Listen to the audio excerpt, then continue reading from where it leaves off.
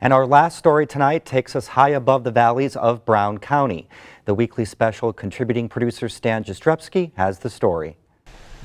When Gary Bartels inherited about 500 acres of land in Brown County, he knew the land was equal parts risk and opportunity. He and his wife could retire early, or he and his sons Chris and Lance could pay the hefty property taxes and slowly reinvest in the property. So Bartels put the choice to his kids. We said, this is a choice, guys. We can subdivide the property and sell it all off, and you guys can fend for yourself. Or I'm thinking about building an adventure retreat. If you're interested in doing this, then you can help me build it, and then someday you'll probably inherit it. But that means you have to commit to working weekends and working during the summer. It's your choice. You get 2 weeks. In less than the allotted fortnight, the boys decided to keep the land and give up their free time to develop it. 13 years later, the Valley Branch Retreat has been built up, including the addition of paintball fields, mountain bike trails, and now zip lines through the tree canopy. Brown County tourism officials have no trouble getting visitors to come tour the brightly colored trees each fall. It's the busiest time of the year for the area. But until recently, there wasn't much opportunity to see them like this.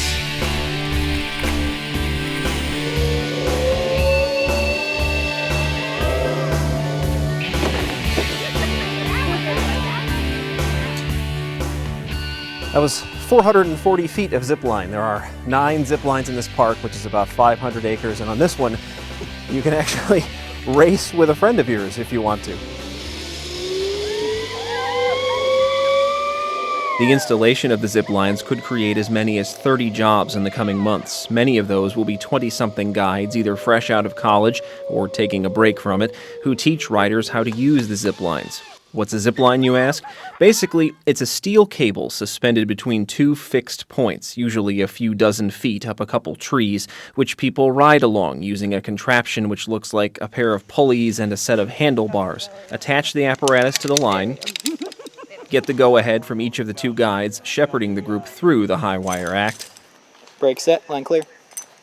Zipping. And you're off. And go! Gary Bartels spent much of his career as an engineer for auto parts manufacturer Arvin Meritor and now uses many of those skills at the ranch, but he can't say how much of his own money he's spent installing the zip lines. The costs all blend into more than a decade of adding amenities to the land. But Bartels acknowledges he's taking a sizable financial risk in a time where pennies are still being pinched. I'm the maintenance guy, I'm the promoter, I'm the accountant, I'm even a ref, or maybe eventually a guide. So my time is, I put a lot of hours in, a lot more hours than I put it working for Arvin. It became clear to me that if I was gone, it would take 2 people to replace me. And looking at the amount of revenues generated, it could be a struggle for my 2 sons to keep this afloat without selling it. Bartels should get some help from Brown County officials.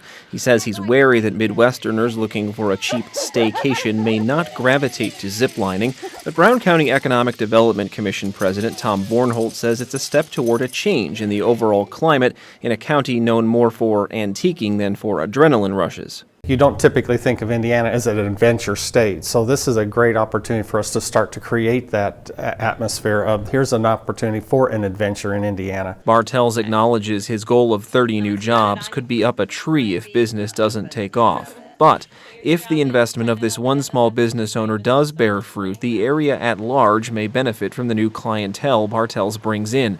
Brown County Convention and Visitors Bureau Executive Director Jane Ellis says previous forays into adventure tourism have exhibited the kind of multiplier effect which gives economic development officials the same kind of adrenaline rush they might get from the new zip lines. It's also raised an awareness for us here in Brown County of some of the things that we may lack, particularly the mountain bikers were looking for, was a brewery, a brew pub. Through that, some people got together and we now have a brew pub. It's still up in the air whether the economy will create stress or relieve it for Gary Bartels, who's left to wonder for the moment whether he will recoup his investment. There was times that during the build it was very difficult. So this was like, I needed this trust really. I felt so much better after zipping and having that experience. I said, yes, this is what people need. That's a relief the tourism-heavy Brown County economy hopes it gets to feel too. Reporting for the Weekly Special, I'm Stan Jastrzebski. Oh my God, that is awesome.